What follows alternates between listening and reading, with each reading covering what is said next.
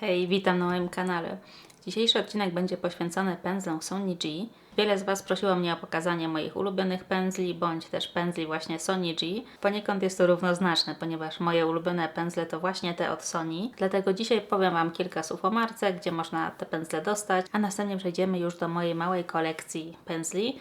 Mam tutaj pędzle zarówno do twarzy, jak i do oczu. Wszystkie je dokładnie pokażę, opowiem do czego służą oraz powiem Wam, które są moje ulubione. Jako że ten film pewnie do najkrótszych nie będzie należał, zaczynajmy. Nie każdy wie, że za tą popularną marką kryje się jedna osoba, Sonia. Sonia z pochodzenia jest Hiszpanką, natomiast mieszka niedaleko Genewy w Szwajcarii i od 2012 roku prowadzi blog, tak mówię w czasie teraźniejszym, ponieważ w dalszym ciągu go prowadzi. Blog nazywa się Sweet Makeup Temptations, zostawię link do niego oczywiście w opisie i jej blog oczywiście poświęcony jest makijażowi, natomiast w głównej części są to pędzle. Sonia jest wielką ich pasjonatką, posiada ponad 2000 pędzli w swojej kolekcji, co nie ukrywam sprawia, że ja się czuję bardzo dobrze z moją kolekcją, która jest znacznie mniejsza niż jej, ale mimo to wydaje mi się trochę za duża. W 2013 roku Sonia odwiedziła japońską stolicę robienia pędzli, mianowicie miejscowość Kumano, i ta podróż bardzo ją wzbogaciła duchowo oraz zainspirowała do stworzenia własnej marki. I tak pędzle Sony można dzisiaj dostać wyłącznie na stronie Beautylish. Na marginesie przypomnę, że ta strona jest naprawdę fantastyczna, bezproblemowa. W cenie zawsze jest już podatek i cło. W przypadku jakichkolwiek problemów można skontaktować się z Customer Service, które naprawdę szybko odpowiada i przede wszystkim załatwia sprawę. Naprawdę szczerze mogę polecić zamawianie z tej strony. Jedyny w sumie minus jaki jest to taki, że oni nie mają jakichś wielkich wyprzedaży. Raczej te obniżki cen dotyczą poszczególnych produktów. Natomiast kilka razy do roku mają tak zwany Beautylish Gift Card Event, podczas którego za każde wydane $100 dostajemy 20 z powrotem w postaci karty podarunkowej do sklepu. I to są właśnie te momenty w roku, w których ja preferuję kupować pędzle Sony G. Nie dostaję zniżki jako takiej, natomiast potem gromadząc te gift karty mogę tak naprawdę kupić za nie kolejny pędzel bądź dwa. W taki sposób mniej więcej powstała moja kolekcja. Dosyć wolno, ale jestem z tego bardzo zadowolona, bo mogłam dokładnie wszystkie pędzle poznać. Jeszcze jedno słowo o dostępności, ponieważ jak wejdziecie na stronę, możecie zobaczyć, że nie wszystkie pędzle są dostępne. Tak niestety bywa, natomiast z czasem wszystkie są dodawane i wszystkie można kupić. Dobrze, tyle z informacji technicznych. Wiemy już, gdzie pędzle można zakupić. Teraz przejdźmy już do opowiadania o samych pędzlach. Wszystkie pędzle robione są ręcznie w Japonii. Większość z nich wykonana jest z włosia naturalnego, koziego, farbowanego lub nie, ale są też mieszanki włosia naturalnego i syntetycznego. Włosie naturalne najlepiej sprawdza się przy produktach pudrowych, najlepiej łapie ten pigment.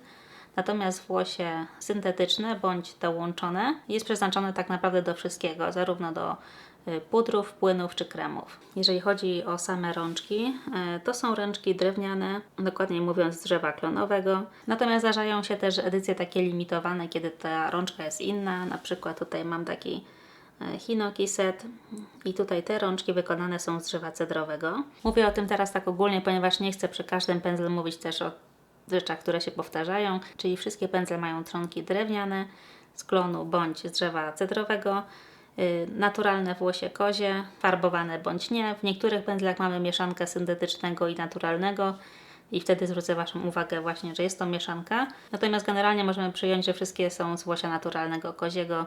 Jeżeli będzie inaczej, to będę o tym mówić. Wszystkie pędzle są świeże po myciu, także jak zobaczycie jakieś odstające włoski, czy kurz, czy cokolwiek, to dlatego. Natomiast zacznę może od tego przepięknego setu. Whoops. Kolekcja nazywa się The Lotus Set i są to chyba najpiękniejsze pędzle, jakie posiadam w swojej kolekcji. Ta rączka taka gradientowa za każdym razem robi na mnie ogromne wrażenie. Jest przepiękna. I zaczynając od największego pędzla z tej serii, ten pędzel nazywa się po prostu Base i jest to taka mieszanka włosia koziego oraz syntetycznego. Nadaje się więc i do pudrów, do płynów, do kremów, do absolutnie wszystkiego. Ja ze względu na ten taki kształt wachlarzykowy bardzo lubię go używać do bronzera. Uważam, że świetnie się tutaj wpasowuje pod kością policzkową, ale również przez to, że ma dużą powierzchnię, czasem nakładam nim podkład. Aczkolwiek do podkładu mam dwa inne pędzle, także nie robię tego często, ale czasem jak już chcę przyspieszyć, to używam tego. Następny pędzel z tej serii to pędzel o nazwie Cheek. Tutaj mamy już włosie naturalne, niefarbowane, dlatego najlepiej nadaje się do pudrów. Jest on wbrew pozorom całkiem mocno zbity i jak sama nazwa wskazuje, jest do policzków, czyli do bronzera, różu, rozświetlacza, Ja przez to, że on jest taki dosyć krótki i mocno zbity, lubię go też używać do pudru pod oczami. Bardzo fajnie mi się tutaj w tym okolicy sprawdza. Wszystkie te pędzle są bardzo mięciutkie, o tym chyba nie muszę mówić. Natomiast jeżeli chodzi o typowe moje preferencje, ja do nakładania zwłaszcza różu preferuję troszeczkę coś większego, dlatego używam raczej tego pędzla z niebieskiej serii. Możecie tutaj zobaczyć, że jest troszeczkę większy, troszeczkę bardziej puchaty. Natomiast o tym będę mówić za trochę. Ale na pewno jest to pędzel wielozadaniowy. Tak jak mówię, pod oczy genialny. Następnie mamy pędzel o nazwie Detail. Jest to włosie naturalne kozie. Mamy tutaj ścięty trzonek, który idealnie po prostu nadaje się do konturowania, ale także do nakładania jakiegoś rozświetlacza. Możemy tutaj tą albo ostrą, możemy tym czubkiem bardzo precyzyjnie nałożyć rozświetlacz, czy na łuk kupidyna, na nos, czy po prostu całościowo na policzki. Jako że tak pięknie przylega do policzka, ja go też lubię używać do różów, które są dosyć mocno napigmentowane, do tych pudrowych. Jest bowiem bardzo delikatny i nie jest tak zbity jak niektóre inne pędzle do policzku. I to były pędzle do twarzy z tego zestawu, natomiast mamy też 3 pędzle do oczu. W zestawie do oczu mamy więc pędzel o nazwie Soft Definer, również właśnie naturalne kozie. On jest dosyć wąski i lekko okrągły na czubku, przez co świetnie nadaje się albo do załamania powieki, do wewnętrznego kącika oka, czy generalnie do takiego precyzyjnego nakładania cienia. Ja również lubię go do blendowania dolnej linii rzęs, ponieważ jest bardzo mięciutki i również bardzo mały. Jak się spojrzycie tutaj nie wiem co ja robię w tej chwili. Ta powierzchnia pędzla na samym czubku nie jest taka duża, więc bardzo ładnie nadaje się do okolic wokół oczu. Następnie mamy Worker. To jest pędzel po prostu wielozadaniowy, jeden z moich ulubionych. On jest dosyć gruby, natomiast jest troszeczkę puchaty. Jak dla mnie świetnie nadaje się do pakowania cienia, zwłaszcza do nakładania mokrych cieni, bądź do nakładania suchych na mokro. Bardzo fajnie nakłada mi się nim błyski na połowę, czy nawet na całą powiekę, ponieważ świetnie przylegają do niego cienie takie błyszczące, bądź mokre. Ale równie dobrze jest to pędzelek, którym mogłabym wykonać cały makijaż oka, ponieważ świetnie nada się też do blendowania i do pakowania cienia matowego w zewnętrznej części powieki. Naprawdę Worker to jest jeden z moich ulubionych tutaj typów, jeżeli chodzi o pędzle Sony G. I podobnie w sumie ma się rzecz z tym ostatnim pędzlem z tej serii o nazwie Builder. Jest to taki bardzo gęsty pędzel, który świetnie nadaje się do nakładania pigmentu punktowa oraz do budowania tego koloru. Jest to w sumie taka mniejsza wersja tego Workera, który przed chwilą Wam pokazywałam. Zobaczcie je dwa obok siebie. Z tej strony jest Builder, z tej strony Worker. Są podobne, natomiast do nakładania cieni błyszczących na całą powiekę zdecydowanie bardziej wolę ten. Jest po prostu większy, robi się to szybciej. Ten Builder natomiast bardzo lubię też do dolnej powieki. Ten czubek też ma bardzo taki gęsty. Bardzo fajnie się do niego przyczepiają cienie błyszczące, więc jeżeli chcę nałożyć sobie tutaj dolną powiekę też cienie błyszczące, świetnie się do tego sprawdza. Dodatkowo jest dosyć zaokrąglony na górze, więc świetnie nadaje się pod łuk brwiowy. Również pędzel wielozadaniowy. Następny set, jaki Wam pokażę, jest to set Hinoki. Była to limitowana edycja, która w dalszym ciągu jest dostępna na stronie. Jest już dostępna jakiś rok, bym powiedziała. Rok na pewno. Wydana była z okazji nowego roku, chyba właśnie 2022, jeżeli się nie mylę. I tutaj zarówno drzewo, z którego wykonana jest rączka, czyli drzewo cedrowe, jak i tutaj te piękne żurawie mają symbolizować szczęście. Włosie w obu tych pędzlach naturalne kozie, niefarbowane, także nadające się do absolutnie wszystkiego. Ja natomiast używam ich wyłącznie do produktów pudrowych. I tak zaczynając od tego, on się po prostu nazywa Hinoki Set Brush 1. Jest to naprawdę bardzo duży, zbity pędzel, pozwalający na jednoczesne nakładanie i blendowanie produktu, przez to, że ta gęstość włosia tutaj na czubku jest naprawdę duża. Świetnie nadaje się do nakładania produktów wysoce napigmentowanych, takich jak brązery czy róże. Tutaj możecie zobaczyć wielkość tego pędzla w przyłożeniu do mojego policzka. No jest naprawdę duży, także spokojnie, jeżeli chcemy dużo brązera sobie nałożyć, rozetrzeć na całej twarzy, będzie w tym świetny. Ja go też używam po prostu do pudru wykańczającego makijaż, właśnie przez tą wielkość. Natomiast do różu również się nada, wtedy po prostu używam tej strony i tak generalnie wklepuję, rozcieram. Też jest fantastyczny. Natomiast ten mniejszy pędzel z serii, czyli po prostu Hinoki 2, nie jest tak zbity jak jego poprzednik oraz ma ścięte włosie, podobnie jak ten z serii Lotus, który Wam pokazywałam.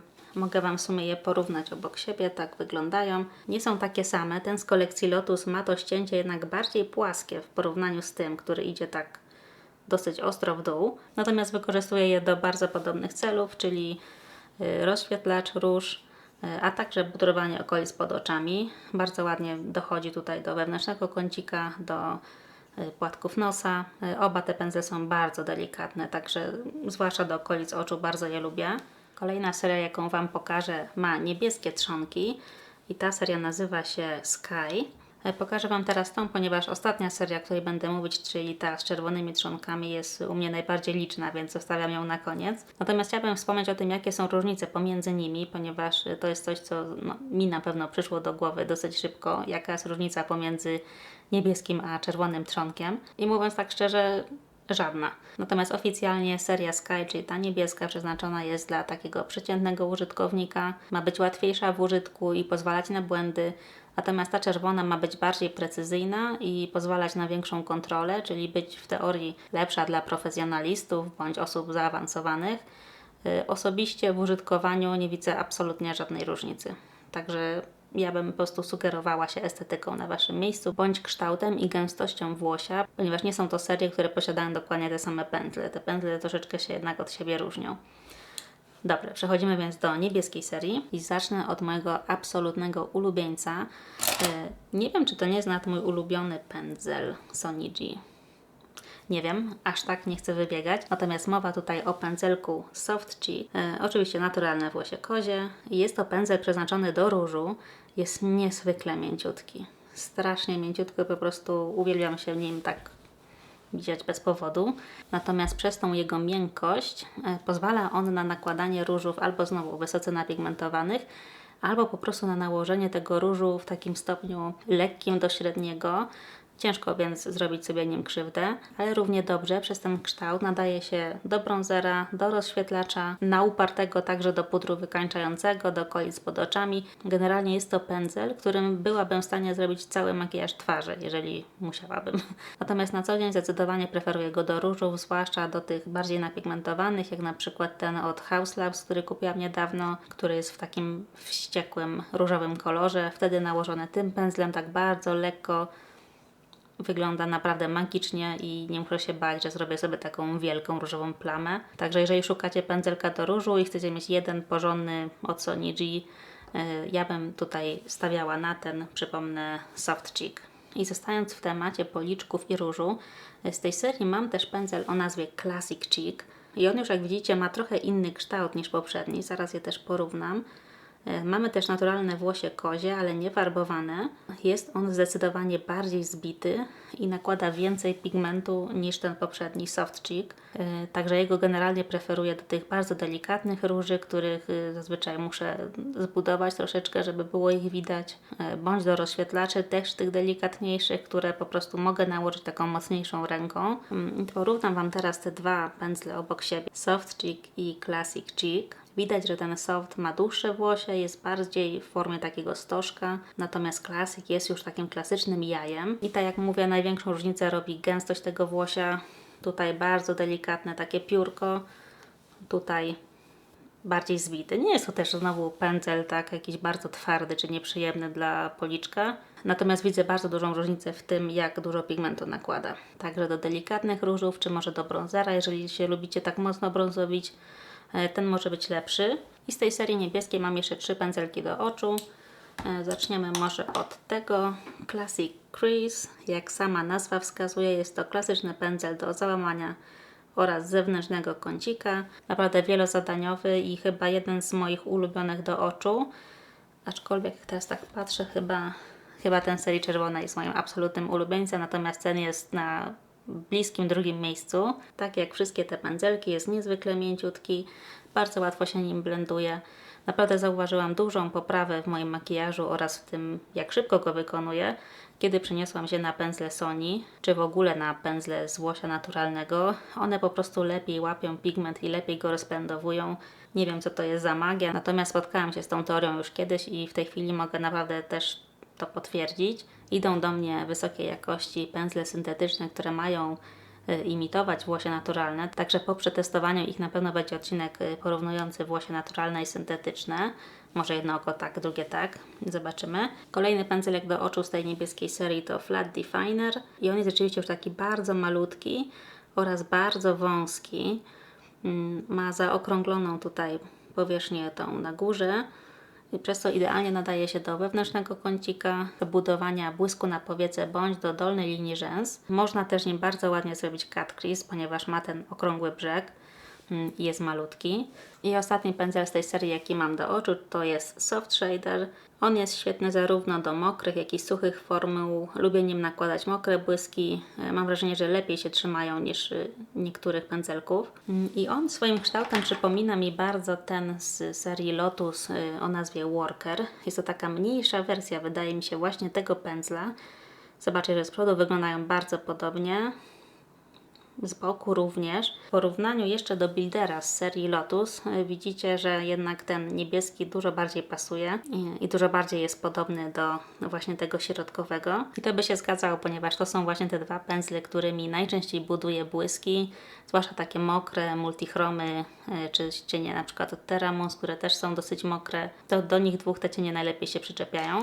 I przechodząc do serii czerwonej, z której mam najwięcej pędzli. Tak jak wspomniałam, to jest seria w teorii taka pro, aczkolwiek ja naprawdę nie widzę różnicy. Mam najwięcej pędzli właśnie z tej serii, ponieważ od niej tak naprawdę zaczynałam. Wydaje mi się, że pierwszym pędzlem w ogóle, jaki kupiłam od Sony, to był właśnie ten wachlarzyk, ponieważ szukałam pędzla do rozświetlacza, a potem jakoś weszłam mocno w kremowe produkty i te wszystkie, prawie wszystkie pędzle, które tutaj posiadam do twarzy, są znakomite do produktów mokrych, do kremów, do podkładów, do kremowych bronzerów, róży. Wiecie, że bardzo lubię te kategorie. Także stąd tak liczna tutaj liczba ich. Ale po kolei zaczniemy od pędzelka Jumbo, ponieważ mam dwa. Jeden kupiłam pojedynczy, bardzo mi się spodobał i potem kupiłam jakiś set, gdzie również był on dostępny i bardzo się z tego cieszyłam, bo często naprawdę używam tego pędzla. I ten pędzel nazywa się Jumbo Base. Jest on po prostu niezastąpiony do formuł kremowych i płynnych, w szczególności do podkładu i bronzera. Ja natomiast nakładam nim również róże, w zależności jaki róż używam. Jeżeli bardziej taki delikatny bądź jasny, to ta duża powierzchnia mnie nie przeraża i nakładam nim po prostu wszystko jak leci. To, co bardzo w nim lubię, to to, że on jest naprawdę niezwykle gęsty, przez co nie wypija nam dużo produktu i do nakładania podkładów czy innych kremów świetnie się przez to nadaje. Również tutaj ta część, która dotyka naszego policzka, jest na tyle duża, że możemy podkład najpierw rozetrzeć, a potem go wklepać tak jak gąbką. Także gąbka już nie jest potrzebna do zrobienia makijażu, co było zwykle moim problemem. Miałam pędzle różne do podkładu, natomiast zawsze polegało to na tym, że rozcierałam po prostu nim podkład po policzku, a potem i tak musiałam gąbką doklepać, bo były jakieś smugi, nierówności i generalnie nie wyglądało to dobrze.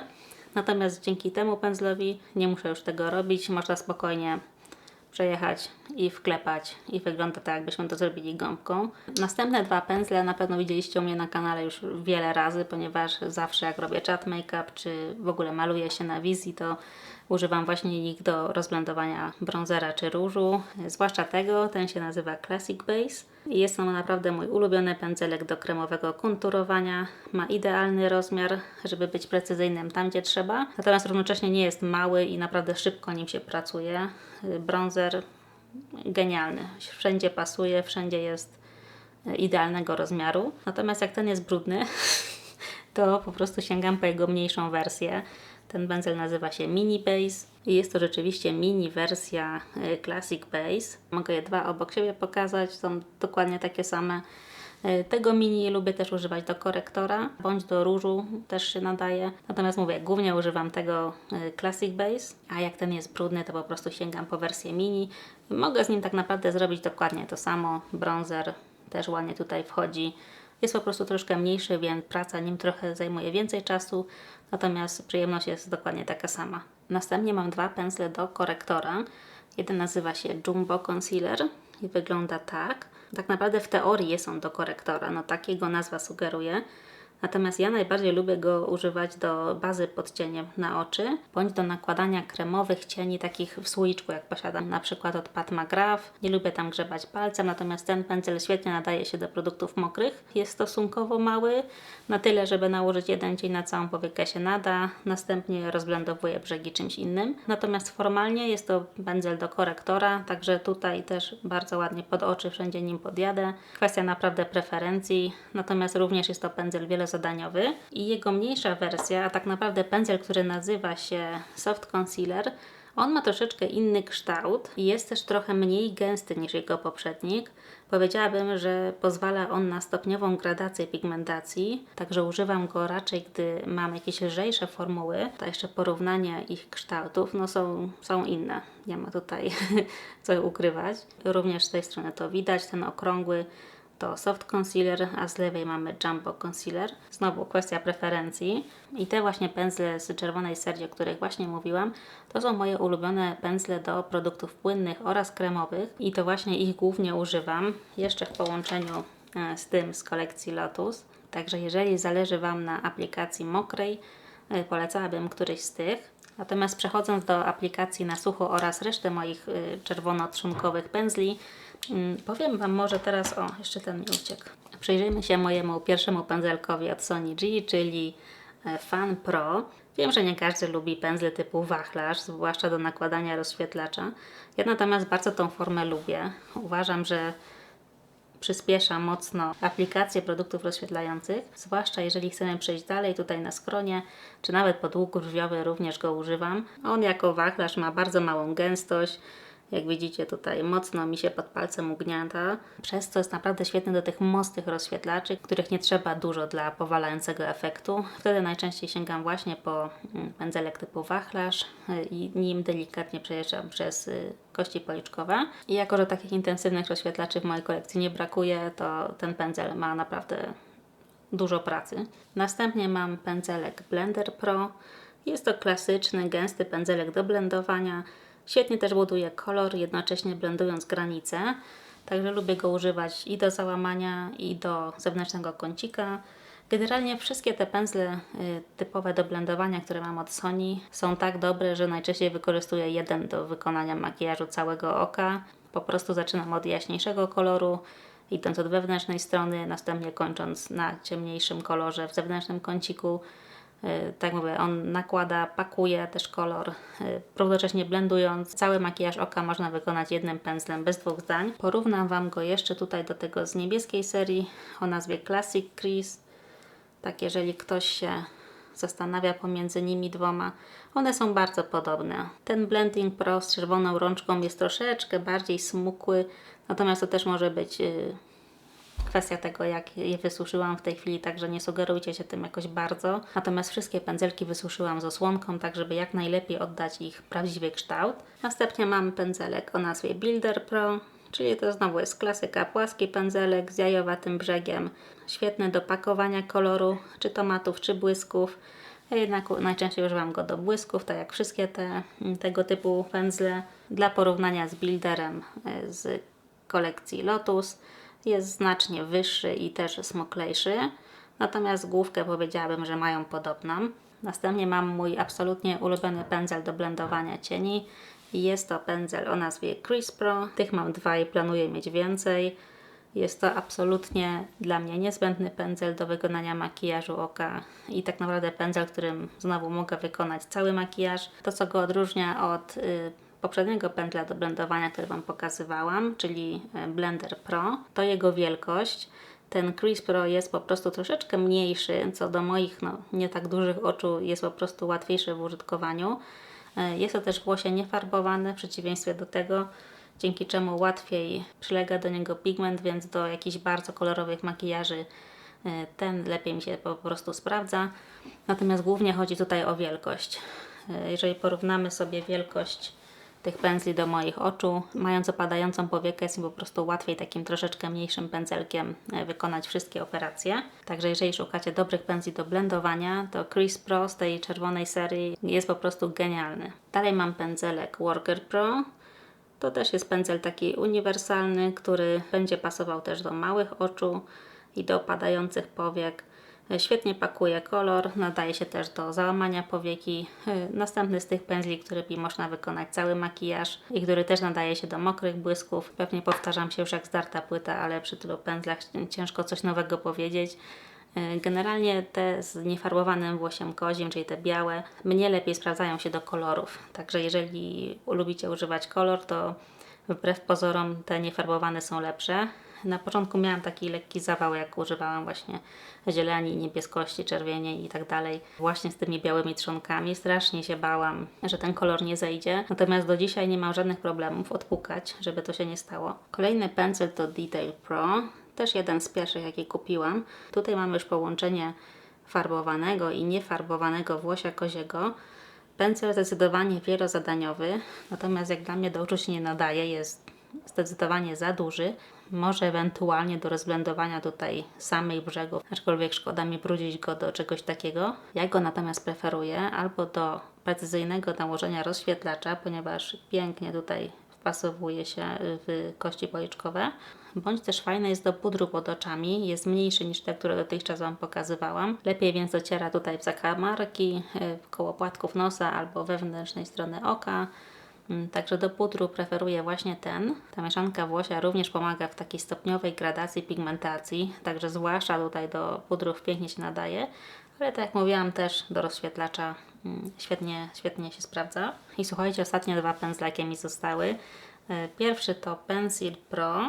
To jest taka kuleczka. Z racji rozmiaru świetnie sprawdza się we wewnętrznym kąciku oka bądź pod łukiem brwiowym. Jest bardzo precyzyjny, także jeżeli chcę na przykład trochę czerni tutaj w samym kąciku oka dodać, żeby nadać makijażowi trochę głębi i troszeczkę przyciemnić tutaj właśnie czy linię rzęs, czy kącik oka, wtedy najczęściej używam właśnie tego pędzelka. Aczkolwiek równie dobrze sprawdza się do rozblendowania tutaj dolnej linii rzęs oraz do wewnętrznego kącika, tak jak wspomniałam, bo jest malutki, taki bardzo okrągły. I ostatni pędzel nazywa się Smudger One i to jest mój ulubiony pędzel do właśnie dolnej linii rzęs, przez to, że jest bardzo mały, mocno ścięty i tą powierzchnię tutaj z tej strony ma naprawdę niewielką. Także można nim dojść naprawdę bardzo wysoko między rzęsami, tam porządnie rozblendować cień bądź kredkę do oczu. Można też nim fajnie rozdymić kreskę. Bardzo ładnie tutaj też w tej okolicy się sprawdza. Aczkolwiek tak jak wspominałam, ja lubię pędzle używać wielozadaniowo, także nie ma pędzla, którego używam tylko do jednego celu. Zwłaszcza te do oczu lądują wszędzie, tam gdzie się zmieszczą, tam po prostu będą używane. Bo generalnie jeżeli nie używam jakichś bardzo jaskrawych kolorów, to nie lubię brudzić za dużo pędzli naraz. Na koniec jeszcze kilka słów o myciu tych pędzli. Nie ma oczywiście z nimi żadnego problemu. Ja używam takiej letniej wody oraz mydełka. Mydełko się zmienia w zależności od tego, co mam dostępne, natomiast najczęściej jest to mydełko od Beauty Blender. Testowałam też mydełko od Refill, też bardzo mi się podobało. Generalnie każde mydełko do pędzli. Ja osobiście suszę je po prostu kładąc na boku, najlepiej na brzegu blatu, tak w łazience. Nie zawsze pamiętam o nałożeniu osłonek, tak naprawdę rzadko o tym pamiętam. Nie uważam, żeby to było niezbędne. Sonia też o tym nic nie wspomina na swoim blogu, czy na stronie Beautylish. Raczej też zalecam mycie rzadziej niż częściej, także jeżeli używacie ściereczki muślinowej albo różnego rodzaju mat, które zabierają troszkę tego pigmentu z włosia. Ja mam też taki spray z Sephory, taki refresher, który psikam na ściereczkę muślinową, następnie wycieram trochę w to pędzel i generalnie produkt znika. Ale powiem Wam szczerze, że ja jakoś źle się z tym czuję i tak po 7 dniach, maksymalnie 10 i tak myję wszystkie pędzle, także kwestia wyboru. Wydaje mi się, że moje pędzle są w całkiem niezłym stanie, mam je kilka lat. Najnowsze jakie posiadam to są te z serii Hinoki i je kupowałam chyba w październiku w zeszłym roku. Wydaje mi się, że nawet w jakimś moim pierwszym haulu na kanale właśnie są ujęte. Resztę kupiłam trochę wcześniej. I to by było, słuchajcie, na tyle. Dajcie mi znać, czy odpowiedziałam na Wasze pytania i czy rozwiałam Wasze wątpliwości. Zdaję sobie sprawę, że są to bardzo drogie pędzle, natomiast są to pędzle japońskie, wykonane ręcznie, z włosia naturalnego, chociażby przez to nie mogą być tanie. Nie uważam, żeby każdy potrzebował wszystkich bądź jakiejś konkretnej kolekcji. Natomiast jeżeli macie ochotę na przykład zainwestować w pędzel do różu albo pędzel do pudru, takie, które używacie cały czas, to wydaje mi się, że warto. Natomiast zachęcam do kupowania podczas tego gift card event. Wtedy zawsze troszeczkę do Was wróci. Dajcie mi znać, jakich Wy pędzli używacie. Bardzo jestem ciekawa. A tymczasem znikam. Bardzo serdecznie Wam dziękuję za dzisiejszy czas. Pozdrawiam serdecznie i do następnego. Pa, pa.